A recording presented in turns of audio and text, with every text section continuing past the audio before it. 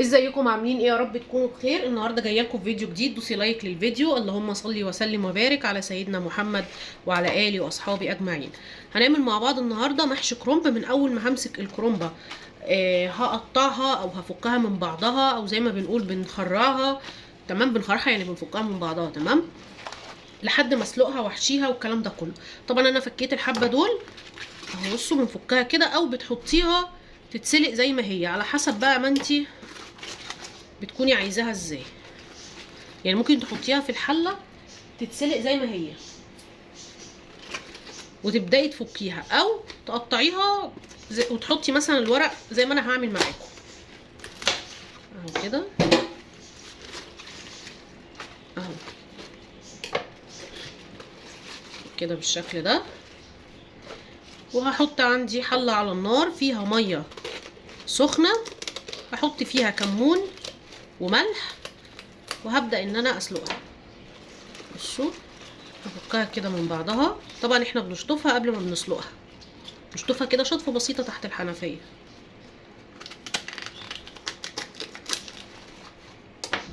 اهو. وبنفكها كده بالشكل ده.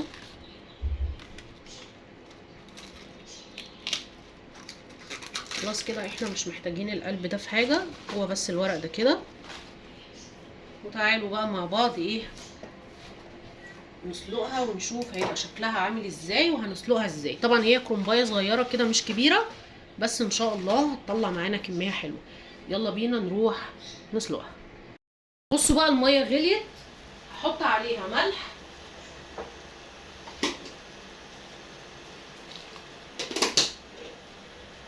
وكمون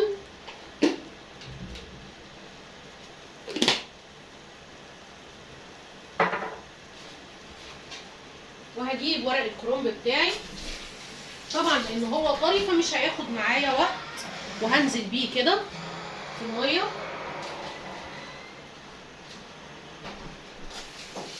هديله بس شطفه كده بسيطه وانزل بيه كده بالمنظر ده. طبعا اول ما هتطلعيه على صينيه. عايزه تشطفيه بالميه من الحنفيه، لو حسيتي ان الورق معاكي طري ممكن تشطفيه. لو انتي عايزاه تحطيه كده ثواني وبعد كده تطلعيه والسخونيه تسويهولك او تكملك السوا بتاعه، تمام، ده شغال وده شغال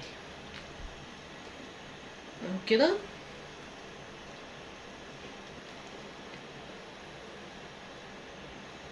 بص، هو مش هياخد اصلا وقت عشان هو كده كده دايب. هبدا بقى ان انا اطلعه اهو، وزي ما قلت لكم على صينيه، وابدا ان انا افرده كده.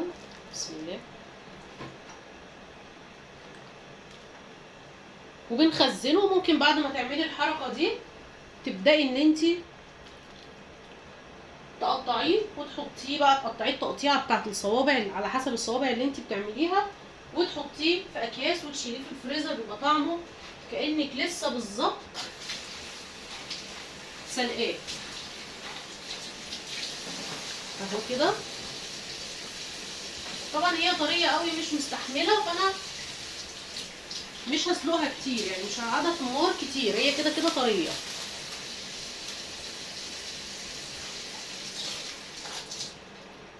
اهو كده. وابدا انزلها كده.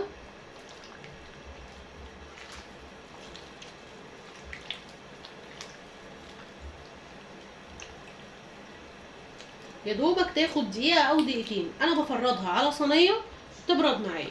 لو انا بقى هشيلها في الفريزر، اول ما اطلعها من على النار، اول ما اطلعها على طول اشطفها بميه من الحنفيه عشان السخونيه دي كلها تروح. لانك لما هتحطيها في الفريزر هتبرد معاكي، قصدي يعني هتطرى. فلما تيجي بقى تطلعيها تفك هتطرى تاني. تيجي بقى تحطيها على النار هتلاقيها اتفتفتت واتهرت. لكن لما تكون نص سوا كده، لما تيجي بقى تعمليها صوابع وتعمليه المحشي بقى كامل وتحطيه على النار، مش هيتهري معاكي وهيبقى زي الفل اهو كده.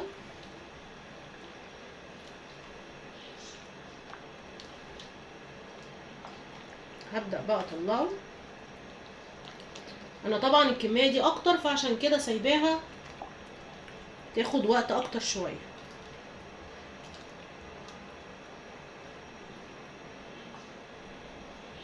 ابدا بقى اطلعه.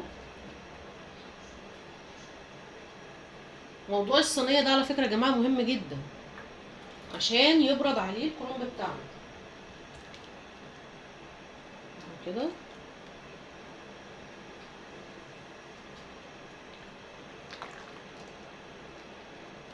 لو سبتيه على النار اكتر من كده هتتهري ومش هتعرفي تعملي بيها حاجه.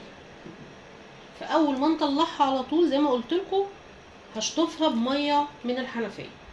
بس كده سلقت الكرنبه بتاعتي، هشطفها بقى وتعالوا نحضر خلطه المحشي مع بعض. يلا بينا.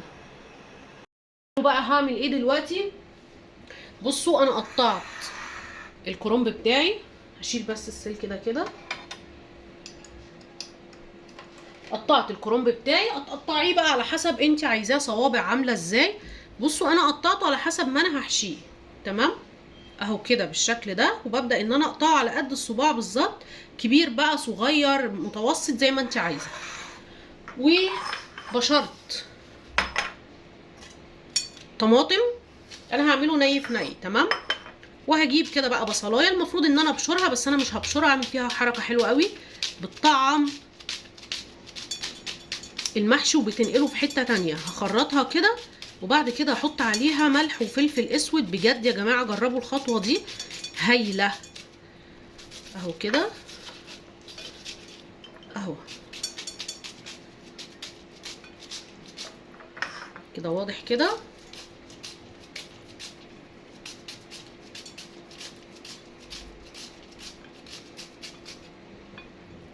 وابدا ان انا ما بقطعوش طبعا قطع كبيره، انا بقطعه قطع تكون صغيره لان انا مش عايزاه يكون كبير، وفي نفس الوقت كمان عايزه احس بطعمه. هياخد منك كده وقت سيكه بس بجد الحركه دي ممتازه. هتقولي لي بقى اعمله على الكبه والكلام ده، عايزه تعملي في الكبه اعملي، بس انا بحبها جدا جدا جدا تكون يدوي كده، بيبقى ليها طعم تاني خالص. اهو كده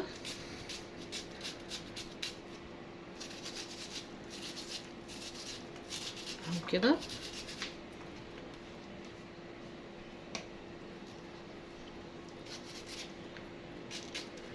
انا كان ممكن اعمل الحركه دي قبل التصوير، بس انا قلت اعملها قدامكم عشان تبقوا شفتوها.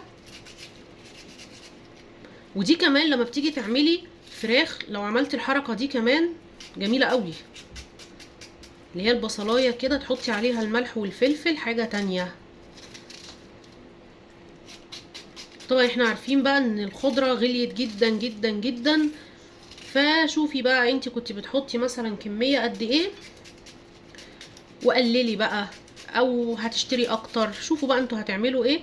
انا عن نفسي مثلا كنت بجيب برقم، دلوقتي مثلا بقيت اجيب برقم تاني، او كنت مثلا بجيب من كل حاجة ربطة، بقيت ممكن اجيب من كل حاجة مثلا ربطتين او 3 على حسب كمية المحشي اللي انا هعمله وعلى حسب نوعه. يعني لو هتعملي كرنب غير لو هتعملي ممبار غير لو هتعملي بتنجان. فاهمين اقصد ايه؟ يعني الكرنب بالنسبة لي بيحب قوي الخضرة، للناس اللي بتحب الخضرة. طبعا البصل غالي بقى، احنا مش هنرمي منه ولا فتفوتة. اهو كده بس كده اهو. هعمل ايه دلوقتي؟ هجيب الفلفل الاسود رشة كده محترمة، وهجيب الملح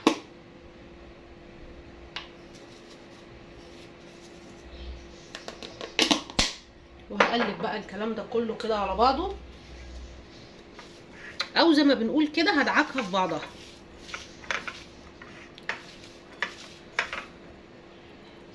اهو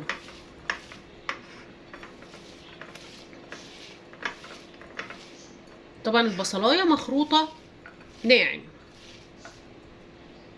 بس كده اهو.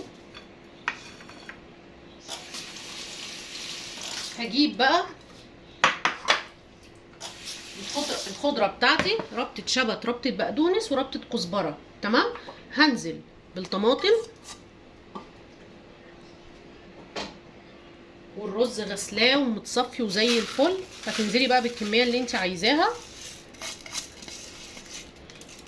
طبعا مش هقولك بقى معيار، لو انت مثلا هتجيبي لو هتعملي كيلو هتحطي قد ايه طماطم وهتحطي قد ايه بصل، لا مش هنعمل كده. اللي متوفر عندك اعمليه.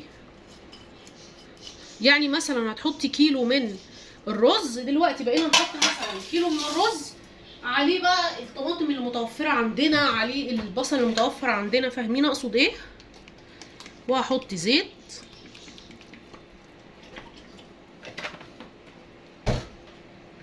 وهبدأ بقى احط البهارات بتاعتي كأني ما حطيتش حاجة على البصلة.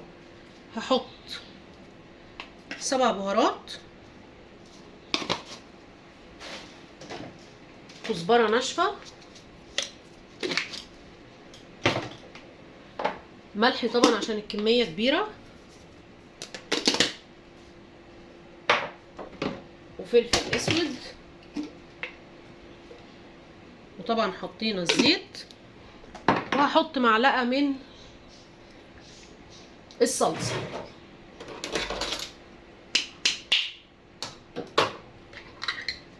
معلقة صغيرة مش كبيرة، بس كده. هقلبه بقى وهنيجي مع بعض نشوف هنلف ازاي المحشي. يلا بينا. بصوا بقى انا قلبت الخلطة بتاعتي، بصوا شكلها بقى عامل ازاي. هلف بس معاكم كده صباع واحد او صباعين عشان بس نعرف الفكرة. اهو هو نيف بيبقى لونه كده وبيبقى طعمه تحفة اهو كده. طبعا انت هتقطعي على قد ما انت عايزة الصباع بتاعك يكون قد ايه، بس كده خلاص. وهنسقيه بالشوربة وهنولع عليه. لو عرفت ان انا اصور وانا بسقيه بالشوربة هصوره واوريهولكم. اتمنى يا رب يكون الفيديو عجبكم. تعالوا بقى نشوف هنعمل ايه تاني ونشوف التقديمة بتاعته تبقى عاملة ازاي. يلا بينا.